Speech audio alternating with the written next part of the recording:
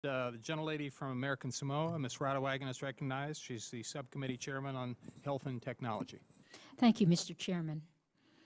Mr. Gilkey, in your written testimony, you noted that state and local governments are establishing an inconsistent patchwork of operating restrictions that will be difficult for small businesses to navigate. Can you elaborate on why state and local operating restrictions are a challenge for small UAS operators? Certainly. Again, we feel a number of these cases are motivated by reactionary public sentiment and not necessarily well-founded on risk-based analysis.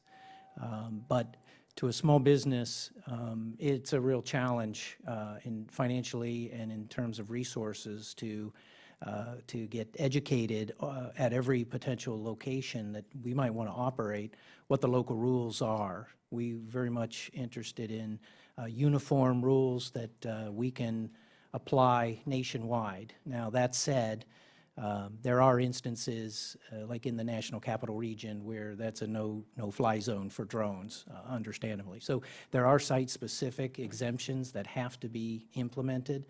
We'd like to see those vetted through at a federal level to make sure that proper standards are applied and that the communication of those restrictions is easy to access. So annotations on aeronautical charts, for example, or NOTAM filings, or things that are accessible that educate quickly what the regulations are. Follow-up. What sort of issues do you foresee in developing a standard across all states, including the outlying territories, who often have their own rules and regulations in regards to flight operations? Mr. Gilkey, follow-up question to you, sir. Well, as a small business, we have to make decisions every day on how to deploy our capital and our equipment and resources. So we will gravitate to areas where it is easier and more accommodating for us to do business. And my fear with the state and local restrictions is that it's going to create a situation of haves and have-nots as far as folks who can reap the benefits of the technology that we have to offer, and my colleagues, and those who can't. Thank you. And for Dr. McLean, you mentioned that the FAA's Pathfinder program, which is a collaborative effort between FAA and industry partners to research different types of operations, including extended visual line-of-sight operations in rural areas. What is the benefit of this type of collaborative research program?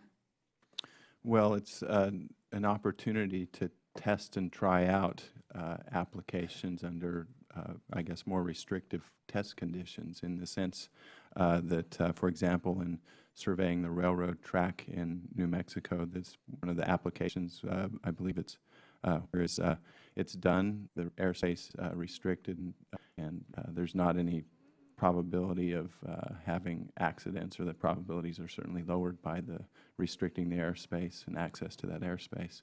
So these are experimental demonstrations of the technology, proving out that they can be done safely. Dr. McLean, does this research program extend to the United States territories as well?